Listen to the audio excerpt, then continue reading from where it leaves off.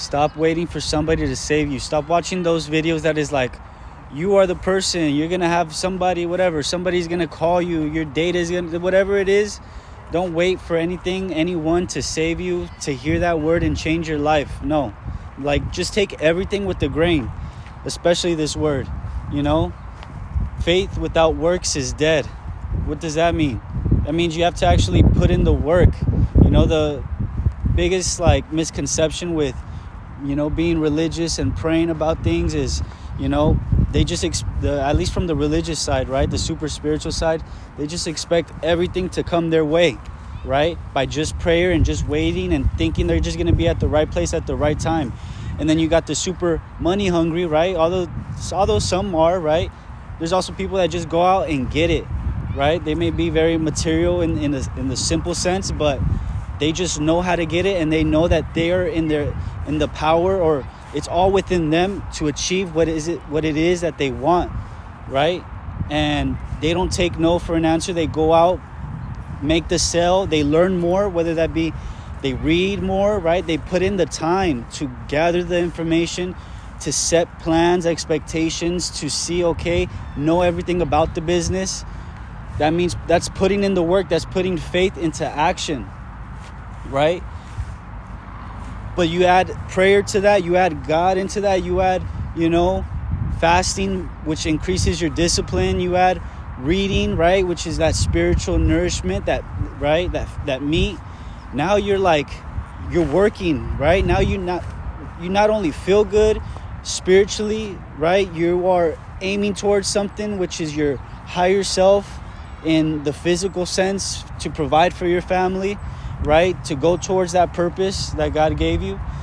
That's putting faith into action and not waiting for anybody. There's a saying from Pitbull. He says, the harder I work, the luckier I get, right? And that's true. Let's say in baseball, what does that mean? Like, how do we transfer that over into baseball?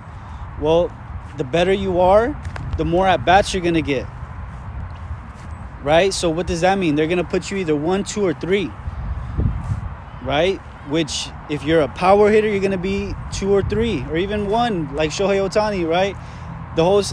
That's the way baseball's set up now. It's like they have it different.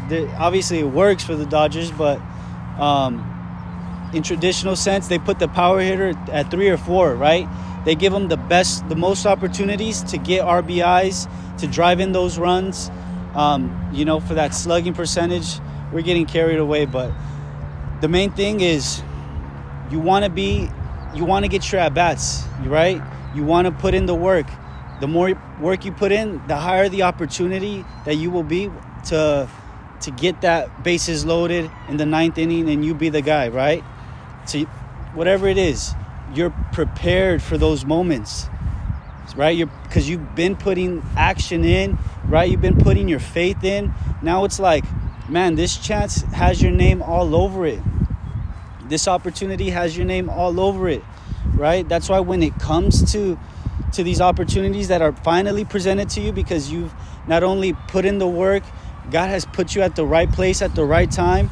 Now you're confident. You know how many people feel FOMO by just getting a spot that they know they didn't deserve? Although that can be argued, because none of us really deserve any real good thing in our life, right? Because it's all by the grace of God. But you really feel that when you know you didn't really work for it, right? You at least have some confidence when you know you put in years of work, that time, that, energy, those blood, sweat, and tears, right? You know you work for it. You know you deserve it in a logical sense, right? The reason I say that is because really we don't deserve nothing, right? We are lucky. It's by the grace of God that we have these, right? It's by His mercy that we have anything in our life. But yeah, put in the faith to action. Maybe you're shy. Maybe you don't know enough. Maybe you don't know how to speak. I was talking to a girl, a security guard. I was like, I feel like you'd be a good coach, right? Because she's kind of tough, but she's like, I don't know how to talk. I don't know how to communicate, or I wouldn't even know what to say or to do. I'm like, read, maybe because she goes to a church too. I know any normal pastor would say, just read the Bible. You know, I told her, yeah, the Bible is necessary.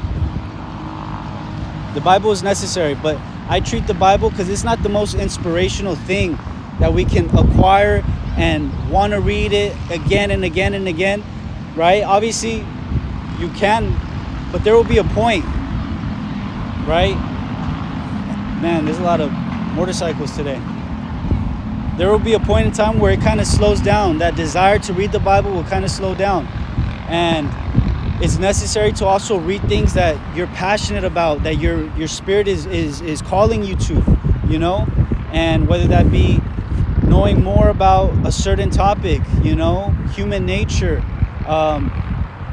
business, plants, you know, fitness, therapy, whatever it is, dogs, whatever, you know, caretaking, whatever it is. You read more into these areas and it grows that muscle of desiring to want to read again. To now you're seeing other people's opinions, everybody's thoughts, everybody, the way they think, the way they formulate sentences, topics. Now you are like in their mind by reading these books. Books are like so underrated. Well, yeah, books are really underrated. Too many people want to watch video and just get, you know, but it's a different process when you're actually reading the words on paper and you're having an experience in your mind. That alone is, you can't buy, you know, because whether you may not remember it, it'll, over time, it'll compound, you know, the way you kind of know knowledge, the way you kind of share ideas, the way you are just knowledgeable in general. You become a little more intuitive. I've noticed. I'll be saying words, right, randomly, and I'm like, how do I know this word? And then, long story short, I'll open up a book later in the future. I'll be like, oh man, this is where I got the word.